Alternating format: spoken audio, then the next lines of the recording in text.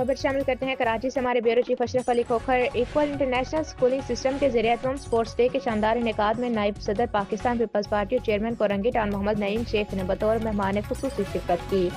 इस मौके पर चेयरमैन कोरंगी टाउन मोहम्मद नईम शेख ने तलबा तलबात में एजाजी मेडल्स और शील्ड तकसीम कर इनकी कामयाबियों को सराहा। चेयरमैन कोरंगी टाउन का कहना था कि गैर निसाबी सरगर्मियाँ हम तलबा की शख्सियत साजी और अमली ज़िंदगी की तैयारी में नहायत अहम किरदार अदा करती हैं। खेल और मस्बत सरगर्मियाँ ना सिर्फ जिस्मानी और जहनी सेहत को बेहतर बनाती हैं बल्कि तलबा में नज़्म ज़ब्त, टीम वर्क और क़यादत के औसाफ को भी परवान चढ़ाती हैं। नई नस्ल की कामयाबी उसी वक्त मुमकिन है जब निसाब के साथ साथ गैर निसाबी सरगर्मियों को भी भरपूर अहमियत दी जाए।